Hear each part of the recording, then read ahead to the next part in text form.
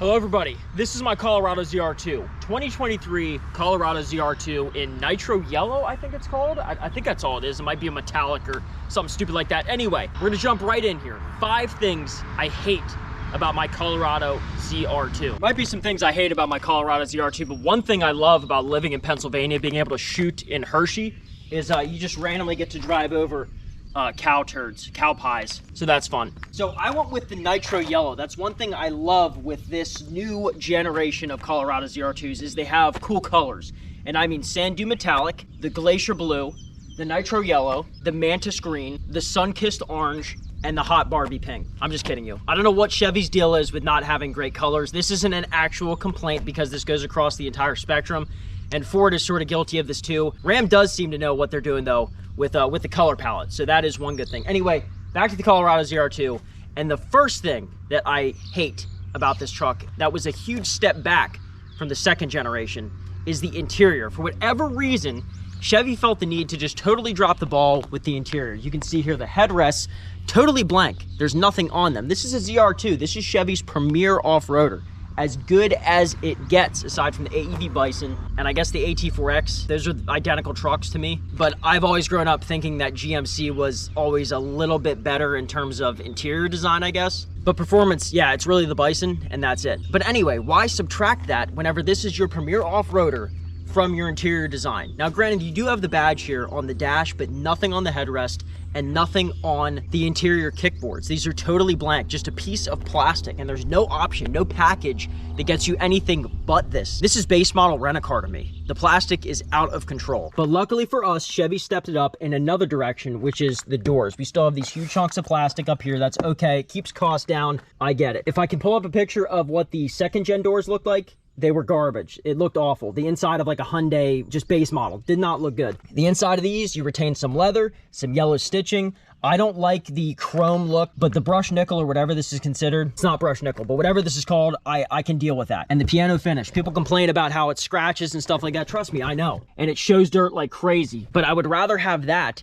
than me hating it from the jump. At least I have a couple good days before it scratches. This again, I don't mind, but it'd be so cool. You already have this. It wouldn't be any more expensive to make this black, or better yet, just extend this camo pattern out. And if you're gonna do the yellow stitching, and this truck has yellow seatbelts, which is amazing, make this little yellow stripe right here around all of them. That one over there, in between all your little option selects here, get rid of this chrome. Get rid of it. Make it yellow, black, I don't care. The interior on the AT4X, I believe, looks amazing. I mean, this is incredible. White does get dirty, but man, what a showpiece statement interior this is. Just absolutely gorgeous. I love it. Freaking bright out today. Nice and hot. That's how I like it though. ZR2 has everything you could possibly want in an off-roading truck. I mean, what is it missing? Sway bar disconnect. It already has a factory lift kit. It comes factory with 33s, locking differentials, which those alone get you out of so many sticky situations. Good approach angles and good protection. It has a massive skid plate and decent skid plate coverage throughout the rest of the truck, plus rock sliders. You might be saying to yourself, well, Bobby, that sounds like a pretty good deal.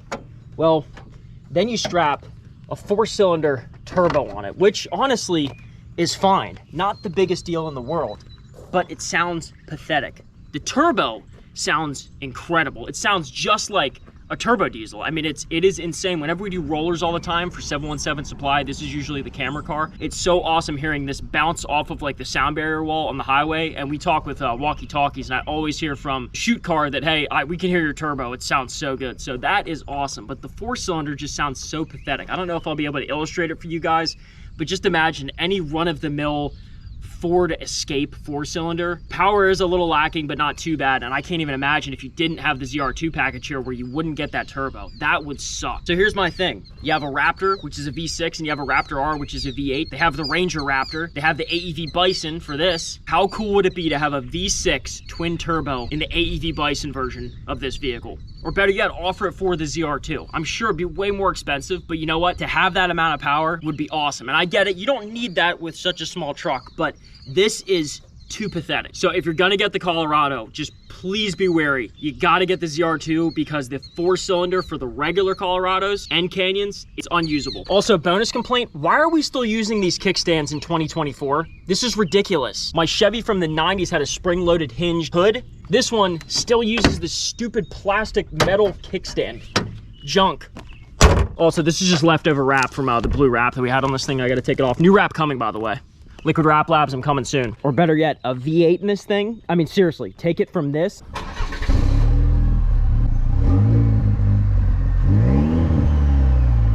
to this.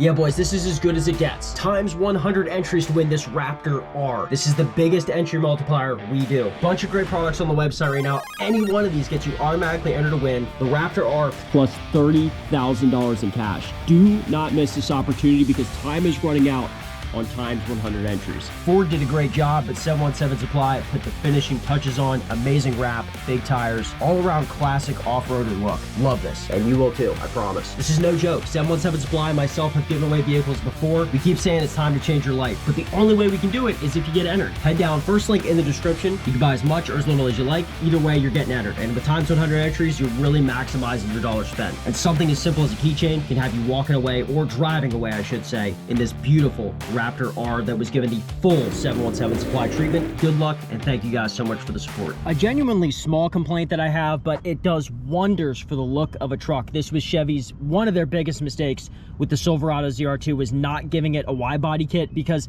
I, to this day, still have trouble identifying them from the back.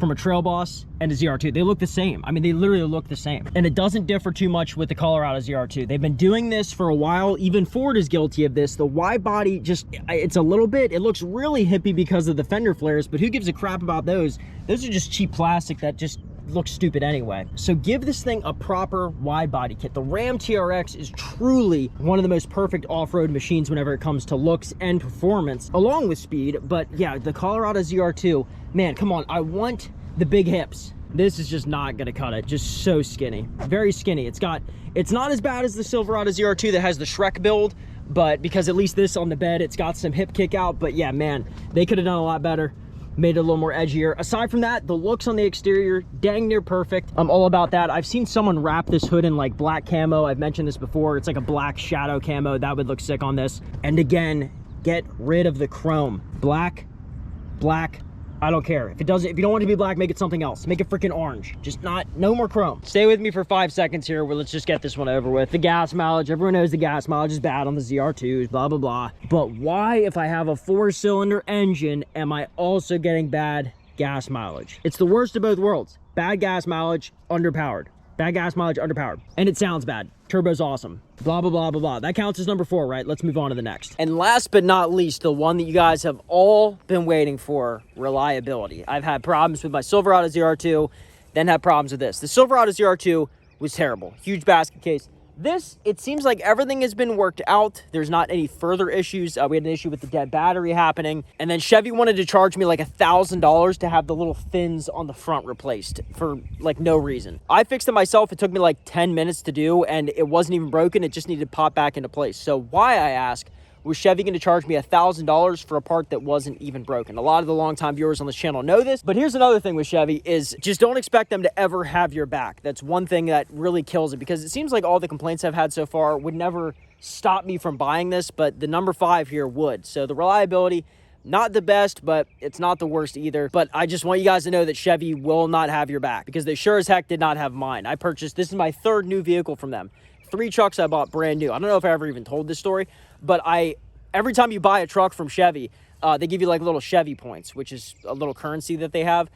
So with my Chevy points, with buying 3 new vehicles, it should have been enough to get me like a part for free, like a little back rack. That's what I wanted. So I logged onto my account to see that I have like 1 vehicle purchase worth of Chevy points. Call up Chevy, and they said that the dealership where I bought my Silverado ZR2 didn't like put the points in. They didn't sign it up for me. I forget what it was. They put it under like Bobby French instead of my real name, Robert. So I never got those points. So I was like, all right, cool. Let's see if I can get those points put on. They're like, yep, we'll let you know what we can do. Just give us a couple days because I got to bump this up to management. We'll see what happens. It shouldn't be a problem. I get an email back like 3 days later saying that, hey, we're not doing this. It's been too long. It's been a year. 1 year they disqualified all of my points and gave me no other solutions. Now it's like, this is such first world problems, but it's like, listen, Chevy, you got to squeeze every last bit out of your customers, don't you? I can't just get my nice little stupid back rack for the truck that you guys are charging over $1,000 for to begin with, which is overpriced. But whatever, you can't just give me a couple $100 discount. I guess it isn't that big of a deal, but that's what makes it so much worse, because when stuff isn't a big deal and it's a multi-billion-dollar company,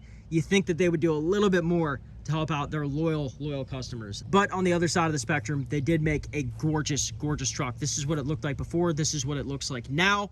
And I am so impressed. Now, granted, Ram did step up here, borrowed Mike's wheels from his Ram TRX, 35-inch tires, which really completes this build, but we're not done yet. A wrap is going on with some other accessories, and we have some new wheels and tires on the way to replace these. We're sticking with 35s. I don't think I'm gonna go to 37s, just a little bit too much. And if you're wondering, if you're thinking about purchasing, you can fit these with no rub. Yes, I have a leveling kit on this, but it would clear it no matter what. So 35s will clear on your Chevy Colorado ZR2, not your Silverado ZR2. You can't make this stuff up, folks. Just as I'm about ready to wrap this video up, pop in the truck driving down the highway here, and the check engine light is on. For the third time in ownership of owning this vehicle, and I did not want to make this like a super rag on Chevy video, but it's starting to turn into one because there's so much good with this truck. But another check engine light. Oh boy. Stay tuned to figure out what caused this. Likes are always appreciated. Subscribe if you want to see more content like this. And if you made it this far in the video, comment check down in the comments, because I need to get my brain checked out, so continue to buy Chevys. Can't take it anymore. Later.